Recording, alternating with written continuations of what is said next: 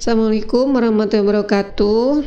Pada materi kali ini saya akan menjelaskan bagaimana posisi manajemen syariah dalam mencapai tujuan organisasi. Materi ini kelanjutan dari materi sebelumnya tentang akidah. Jadi mudah-mudahan bukan hanya kematerian ya, tapi memang prinsipnya akidah itu menjadi landasan dalam kehidupan seorang muslim. Artinya pembahasan materi ini dan materi-materi berikutnya itu tidak boleh terlepas dari pemahaman akidah yang sudah kita bahas di materi pertama. Baik, sebelum membahas tentang manajemen syariah, kita harus menyamakan dulu persepsi bahwa manajemen itu dibutuhkan untuk mencapai tujuan. Karena ini dalam konteks organisasi, maka kita perlu menyamakan persepsi dulu, organisasi itu apa. Jadi, organisasi itu adalah sekumpulan dua orang atau lebih yang bekerja sama dengan cara yang terstruktur untuk mencapai tujuan bersama. Jadi, orang tuh gabung ke organisasi itu karena tujuannya sama gitu ya. Beda dengan kerumunan kecelakaan, kerumunan di pasar, kerumunan di mana gitu ya, itu kan mereka berkumpul bebas kapanpun mereka pergi karena memang tujuannya beda-beda. Berikutnya tujuan. Nah, tujuan itu melekat dengan organisasi. Jadi organisasi itu ada karena punya tujuan. Jadi tujuan merupakan aspek fundamental dari organisasi, walaupun tujuan bisa banyak. Nah, di sini saya menggunakan istilah tujuan sebetulnya itu untuk mewakili filosofi, visi, misi, tujuan, sasaran, target itu sama ya. Saya menggunakan istilah tujuan di sini. Artinya kalau organisasi tidak punya itu semua, ya dia tidak punya alasan untuk keberadaannya. Peran manajemen. Nah, di mana peran manajemen dalam mencapai tujuan organisasi? Jadi manajemen itu perannya adalah memandu atau memastikan agar proses organisasi dalam mencapai tujuannya itu tepat gitu. Jadi dengan manajemen itu prosesnya itu dibuat lebih dikelola dengan baik gitu. Nah, ini barangkali definisinya lebih jelas. Proses mencapai tujuannya itu dikelola dengan baik agar tujuan memang bisa dicapai. Bagaimana caranya atau aktivitasnya? Ada yang mengatakan dengan melakukan planning, organizing, leading, dan controlling. Ada juga yang mengatakan dengan melakukan plan, do, check, action. Tapi secara garis besar bisa dikatakan bahwa aktivitas manajemen itu selalu setelah menentukan tujuan, kita menentukan dulu rencana. Nah, nanti mudah-mudahan yang sudah dapat mata kuliah pengantar manajemen mengerti bahwa rencana itu bukannya sekedar cita-cita ya, angan-angan. Rencana itu jelas, terukur, sampai kalau masih ingat di mata kuliah pengantar manajemen, sampai membuat time schedule itu rencana, anggaran di dalam itu rencana. Nah, sampai dengan pengendalian, controlling ya, atau kalau pakai PDCA berarti cek. Nah, sampai action lagi. Action itu artinya continuous improvement, terus menerus. Setelah melakukan controlling, evaluasi, apalagi nih yang harus diperbaiki, tujuannya udah tercapai belum misalnya. Ada yang mengatakan bahwa manajemen itu suatu proses mencapai tujuan dengan bekerja sama bersama sumber daya manusia dan memanfaatkan sumber daya lainnya. Jadi tentu kalau kita gabungkan dari dua definisi ini, untuk mencapai tujuan kita membutuhkan sumber daya. Ya, dan sampai saat ini kenapa di dalam manajemen syariah itu banyak membahas sumber daya manusia? Karena memang dengan teknologi yang sudah berkembang sampai saat ini, tetap manusia menjadi sentral atau pusat tujuan dan kegiatan di dalam organisasi. Nah, manajemen syariah itu apa bedanya dengan manajemen pada umumnya? Nah, berarti manajemen syariah itu menempati posisi sebagai pengontrol di mana ketika kita membuat perencanaan sampai dengan pengendalian atau pada saat kita memanfaatkan berbagai sumber daya itu selalu berpedoman pada Quran dan Sunnah atau selalu dalam kerangka taat kepada apa yang sudah diatur oleh Allah. Jadi manajemen syariah itu posisinya di mana kalau kita bicara tujuan organisasi? Kita lihat dalam semua aspek ya. Jadi di sini Al-Quran dan As-Sunnah ini sebagai pedoman syariah gitu ya. Itu dari mulai penentuan filosofi, visi misi sampai dengan penentuan taktik atau strategi. Nah, kita bisa mengatakan bahwa walaupun berpedoman pada Quran dan Sunnah gitu ya, itu organisasi tetap harus adaptif. Di mana sih kita boleh berubah-ubah? Kita lihat di lingkaran yang terluar yaitu strategi dan taktik. Di situ kita boleh sering melakukan revisi. Nah, saya ingat waktu pertama kali COVID Maret 2020 pemerintah mengumumkan kita lockdown gitu ya. Nah, kita waktu itu kalau tidak salah kita mau UTS. Sebelumnya fakultas merencanakan UTS seperti pada umumnya offline gitu ya, diselenggarakan secara offline.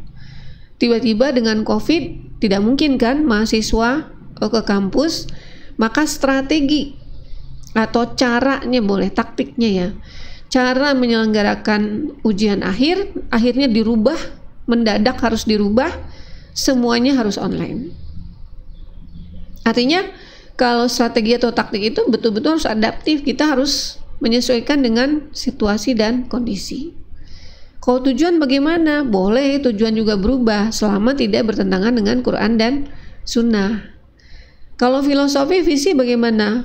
Kalau filosofi dan visi itu kan sebetulnya alasan kenapa organisasi itu dibentuk. Jadi selama organisasinya masih itu ya harusnya tidak berubah gitu. Allah menciptakan manusia itu visinya atau tujuannya untuk menciptakan khalifah di bumi. Dan Allah tidak berubah gitu ya. Tujuan menciptakan manusia itu tidak berubah. Sampai kapan? Sampai kiamat. Sampai kiamat tidak berubah. Nah, boleh nggak Allah merubah? Ya nggak boleh lah. Namanya manusia kan ya itu. Kenapa Allah ciptakan produknya seperti ini? Ya karena punya tujuan itu. Sama seperti kita. Kenapa kita membuat organisasinya seperti ini? Karena punya filosofi dan visi yang ini. Jadi kalau boleh diurutkan, barangkali visi itu adalah alasan kenapa kita membentuk organisasi. Jadi secara umum bukan hanya memikirkan sekarang 5 tahun, 10 tahun, tapi selama organisasi ini ada sampai kita tidak bisa membayangkan lah sampai akhir gitu ya organisasi ini ada, itu kenapa kita buat? Contoh Unpas gitu ya, atau Paguyuban Pasundan gitu ya. Dari pertama kali dia dibentuk sampai dengan entah kapan itu pendidikan Pasundan itu untuk memintarkan orang-orang Sunda. Jadi itu tidak akan berubah gitu ya selama Unpasnya dan Paguyubannya ada. Kalaupun misalnya mau diperluas boleh, tapi visi utamanya adalah memintarkan, menyolehkan, mengintelekkan dan menyolehkan orang Sunda, itu tetap ada selama Pasundannya ada. Kalau mau dirubah ya jangan di Unpas, bikin lagi aja organisasi baru, mungkin begitu ya. Berikutnya misi. Nah, kalau misi pencapaiannya ada ukurannya, semakin terukur, misalnya dalam 5 tahun gitu ya, itu mau seperti apa. Nah, kalau tujuan lebih pendek lagi, biasanya 1 tahun ya, bisa 1 semester boleh gitu. Jadi urutannya dari visi dulu, lalu misi, lalu tujuan. Tujuan ini dalam 1 tahun, misalnya ketika kita membentuk sebuah bisnis gitu ya, walaupun bisnisnya masih kecil, coba buat visi yang bagus kalian. Supaya apa? Karena visi itu menggerakkan kita ya. Kalau visinya kecil ya nggak akan besar, bahkan mungkin belum apa-apa udah nyerah gitu. Kalau visinya besar, kita akan berusaha.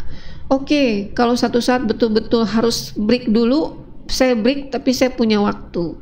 Setelah ini selesai, saya cepat-cepat selesaikan, saya lanjutkan misalnya bisnisnya.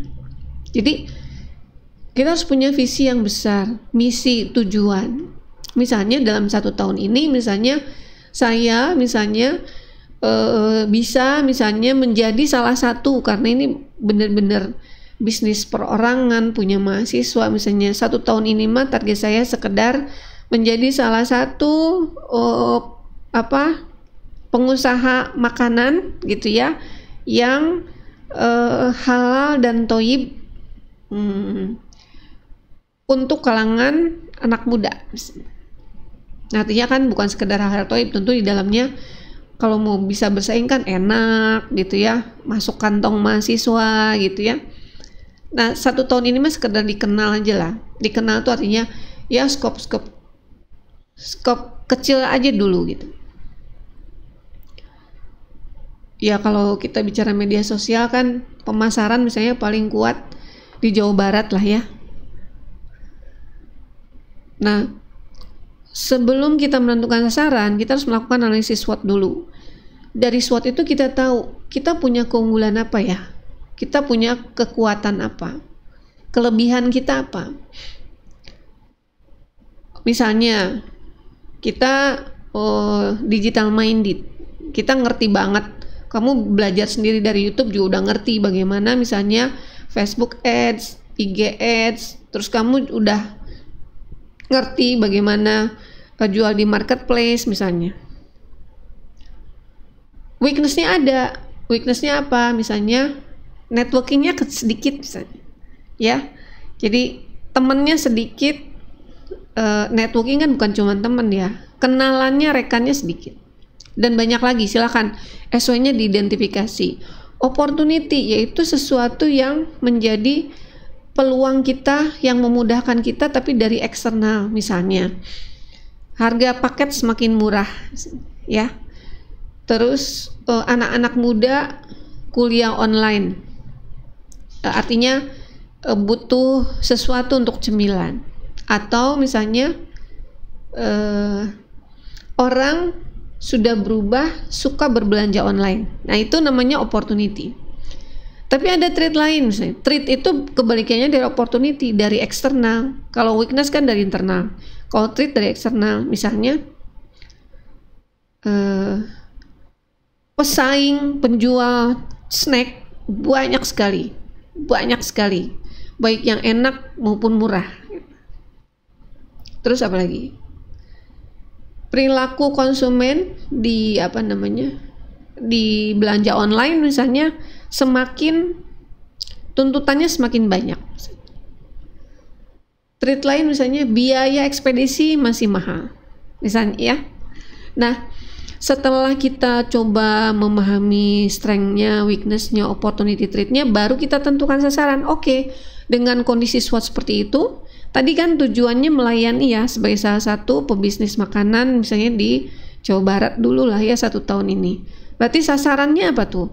Sasarannya adalah misalnya sekian persen penjualan dari IG, sekian persen penjualan dari Facebook, atau misalnya sekian persen penjualan kalangan mahasiswa, atau misalnya kerjasama dengan ekspedisi. Nah, jadi sasaran-sasaran itu menyesuaikan dengan kondisi SWOT. Nah, tadi kita serius banget ya menentukan visi, misi, tujuan, SWOT, sasaran. Dari sini juga nanti kita kan konsekuensinya aktivitasnya betul-betul harus efisien gitu ya, dan efektif. Sebetulnya di Islam tuh baik nggak sih? Nah, ini ada hadis riwayat Al-Baihaqi. Sesungguhnya Allah mencintai seorang hamba yang ketika mengerjakan pekerjaannya itu dengan sempurna. Jadi yang mengerjakan pekerjaannya dengan sempurna artinya prosesnya tuh benar-benar gitu. Berarti ketika kita memang serius mengerjakan pekerjaan kita, tentunya dilandasi iman ya. Itu berarti sesuai dengan apa yang diminta oleh Islam. Begitu pula dengan nasihat ini sahabat Luqmanul Hakim kepada putranya. Ini realitas sekali ya. Wahai anakku, hidup ini bagaikan orang berlayar di samudra yang luas, yang sangat luas. Kadang-kadang diterjang oleh badai topan yang dahsyat sehingga hidup ini terasa berat. Ada yang kadang-kadang, ada yang sering ya. Kadang-kadang diterpa oleh angin sepoi-sepoi sehingga hidup ini terasa menyenangkan. Kita kan tidak tahu ya mana yang terbaik menurut Allah. Oleh karena itu, jadikanlah tawakal sebagai layarmu dan takwa sebagai kemudimu. Insya Allah engkau akan selamat. Jadi kata tawakal itu ya dan takwa itu kunci. Kalau kita yakin kita itu seperti sedang berlayar di samudra yang luas, kalau kita yakin kadang-kadang masuk akal gitu ya, badai topan tuh datangnya kenapa. Kadang-kadang kita juga nggak ngerti kenapa kok kena badai dan topan. Tidak penting, kata sahabat Luqmanul Hakim itu, yang penting itu kamu mah tawakal aja sama takwa. Nah, tawakal itu adalah, kalau kita tadi membahas tentang proses manajemen, adalah bersungguh-sungguh, tentunya dengan berpegang kepada Quran dan Sunnah. Kerjanya sungguh-sungguh, serius, sempurna tadi. Dan takwa berarti satu paket ya. Kalau kita mau selamat itu artinya kan tujuannya tercapai. Ngapain kita berlayar di samudra kalau cuma mau angkleng-angklengan di tengah samudra? Kan bukan, pasti kita punya tujuan kan. Dikatakan selamat itu kan baru dikatakan selamat kalau udah nyampe. Kita tidak bisa bilang selamat, bagaimana keadaannya? Alhamdulillah selamat sampai saat ini mah. Nah, berarti kan belum selesai. Kalau dikatakan selamat mencapai tujuan, itu syaratnya dua, tawakal dan takwa. Nah, berarti di dalam manajemen syariah, kita itu beraktivitas, bekerja itu harus niatnya karena ibadah. Gitu ya. Karena tawakal dan takwa itu menuntut niat yang benar, gitu kan. Nah, bagaimana ciri-ciri orang yang niatnya beribadah? Kan semuanya harus ada ciri-cirinya ya. Walaupun nanti Allah yang maha teliti, tapi Allah memberikan petunjuk kepada kita. Kalau kamu mau disebut sebagai orang yang beribadah ketika bekerja, ini loh cirinya. Yang pertama, mencari rezeki yang halal adalah wajib sesudah menunaikan yang fardu. Artinya, ciri-ciri orang yang aktivitasnya ingin ibadah, dia selalu memastikan bahwa yang dia lakukan itu adalah halal. Bekerja kan tidak selalu mencari uang ya. Kuliah, aktivitas kan rezeki ilmu itu ya. Bagaimana dia mendapatkan nilai, bagaimana dia mendapatkan IPK, bagaimana dia mendapatkan ilmu. Wah. Bagaimana seseorang, rezeki itu luas sekali ya. Bagaimana dia supaya sehat. Nah, orang yang niatnya ibadah itu, kalau dia aktivitasnya sebagai mahasiswa, berarti memastikan ilmu yang dia dapatkan itu ilmu yang halal. Prosesnya juga benar, berarti halal, gitu ya. Ketika orang bekerja, bukan hanya uang yang diperoleh halal, tapi prosesnya juga halal. Berikutnya cirinya adalah maksimal, sampai dikatakan bahwa barang siapa yang pada malam hari merasakan kelelahan dari upaya keterampilan kedua tangannya pada siang hari, maka pada malam itu ya diampuni oleh Allah. Jadi kalau orang yang niatnya ibadah itu tidak mungkin setengah-setengah, apalagi asal. Ini pasti ada masalah dengan niat ya, kalau mengerjakan sesuatu tidak sampai maksimal. Tapi ada dua, orang yang mengerjakan secara maksimal bisa karena niatnya ibadah, bisa bukan. Tapi kalau niatnya ibadah pasti bersungguh-sungguh gitu ya. Kan bersungguh-sungguh tidak selalu karena niatnya ibadah. Tapi bagi yang niatnya betul ibadah, pasti akan bersungguh-sungguh. Berikutnya adalah sesungguhnya Allah sangat mencintai orang yang jika melakukan suatu pekerjaan dilakukan secara itkon, tepat, terampil, jelas, tuntas. Nah, jadi bersungguh-sungguhnya itu diikuti dengan apa? Tentu dia paham betul, gitu ya. Jadi manajemen di mana posisinya? Ya di sini terlihat betul bahwa bagaimana kita bisa berharap akan mendapatkan pahala yang besar dari berlelah-lelah kalau kita berlelah-lelahnya karena karena tidak kompeten gitu. Tentu berlelah-lelah itu setelah kita menunjukkan kepada Allah bahwa saya nih sudah bersungguh-sungguh mempelajari, sudah bersungguh-sungguh ahli gitu kan. Saya ingin sempurna. Nah, oleh karena itu di Islam ya, di dalam manajemen syariah, orang yang bekerja di dalam organisasi itu harus memiliki 2 kriteria. Yang pertama adalah orang yang beriman. Siapa saja yang mengangkat seseorang dari suatu kaum, padahal dalam kaum itu ada yang lebih diridhoi oleh Allah daripada dia, maka sungguh ia mengkhianati Allah, Rasulnya, dan kaum mukminin. Padahal di kita ini dalil ini sudah banyak sekali yang tidak peduli ya.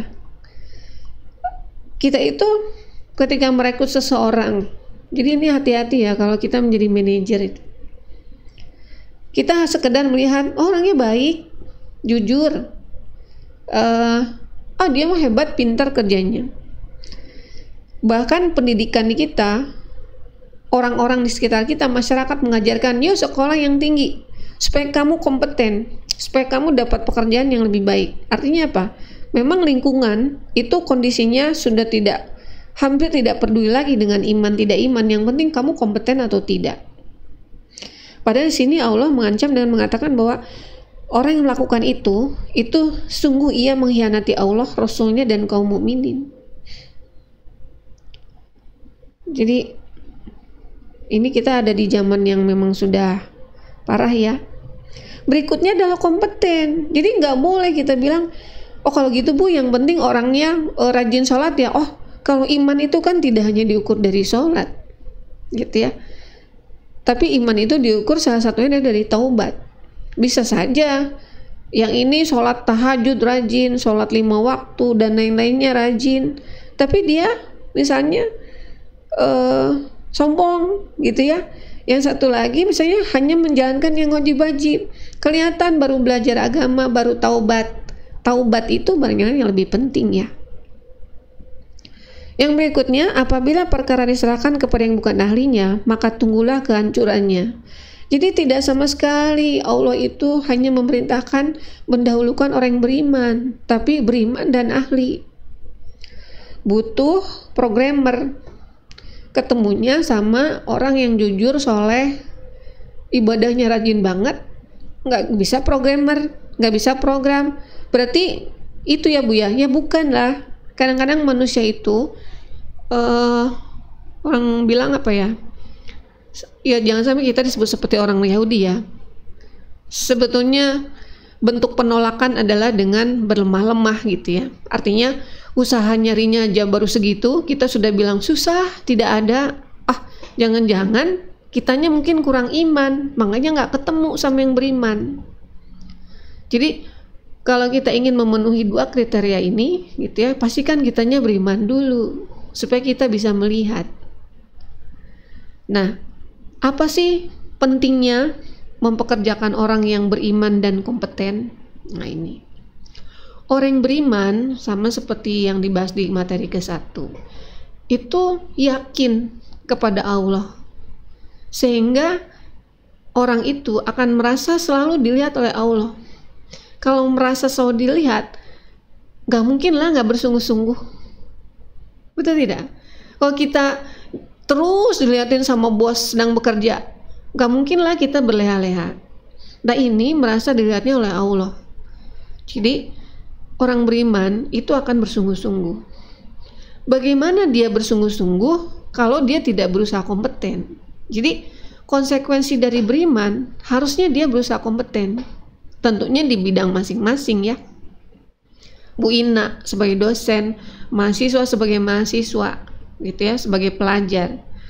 Seorang mahasiswa yang beriman gitu ya, itu ketika dia bersungguh-sungguh otomatis dia jadi banyak belajar. Otomatis dia jadi misalnya kompetennya minimal bahasa Inggrisnya bagus. Karena susah belajar kalau bahasa Inggrisnya nggak ngerti. Menulisnya bagus, susah belajar kalau nggak bisa menulis. Misalnya gitu ya. Berbicara, ya susah mau belajar kalau tidak bisa berbicara dengan baik. Jadi kenapa seorang yang beriman itu kompeten? Yang pertama ingin bersungguh-sungguh. karena takut tidak amanah. Orang yang beriman itu kan takut tidak amanah, dan salah satu konsekuensi dari kompeten adalah malu bila hasil yang dihasilkannya buruk. Ada pekerjaan, satu diberikan ke yang kompeten, satu ke yang tidak. Biasanya kalau orang yang nggak kompeten mah, aduh Bu, saya tuh udah berusaha keras, mohon diterima ya Bu ya, mohon maaf jika banyak kekurangan, mohon diterima. Justru orang yang kurang kompeten itu sudah merasa cukup, biasanya sudah merasa puas dengan apa yang dia kerjakan. Walaupun menurut mata orang yang kompeten mah, oh, kamu kayak gitu berani sih.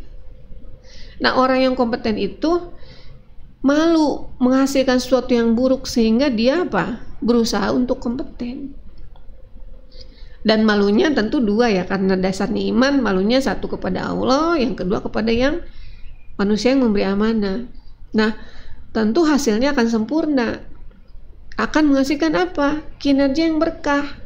Berkah itu apa? Satu, manfaat. Tidak mungkin berkah itu tidak bermanfaat. Tapi jangan pakai ukuran manusia yang tidak iman gitu ya. Kalau orang yang nggak pakai iman, manfaat itu sekedar dari banyaknya finansial yang dihasilkan, banyaknya kegunaan yang dirasakan di duniawi misalnya. Banyak ya manfaat itu.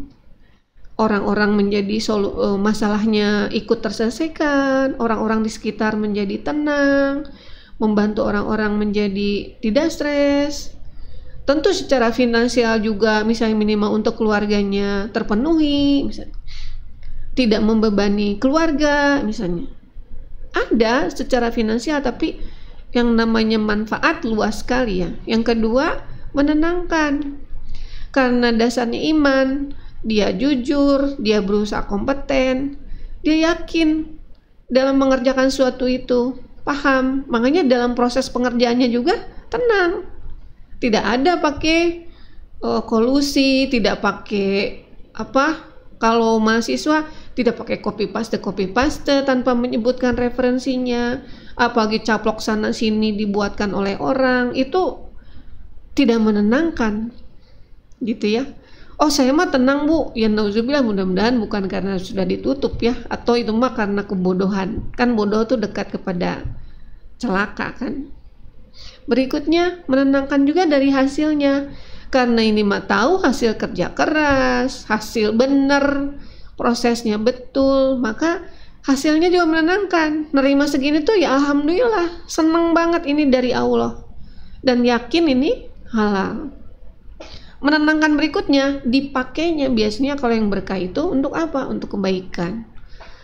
Dipakai untuk kebutuhan keluarga, untuk memenuhi kebutuhan-kebutuhan, bukan hanya untuk pribadi tapi juga orang lain. Menenangkan, bukan untuk bersenang-senang yang berlebihan. Memang puas kalau untuk sesuatu yang tidak baik itu, tapi hasilnya apa? Hati bosan. Nah, kan bosan itu salah satu bentuk tidak berkah ya, bosan. Apalagi gelisah dan lain-lain. Saya pikir ini saja, mudah-mudahan dipahami pada akhirnya oleh seluruh mahasiswa bahwa penting sekali dalam mencapai tujuan itu menggunakan manajemen syariah. Karena hasilnya sudah jelas, janji Allah yaitu sunnatullah, hasilnya akan berkah atau lebih baik dibandingkan yang tidak menggunakan pendekatan syariah. Itu saja, terima kasih. Assalamualaikum warahmatullahi wabarakatuh.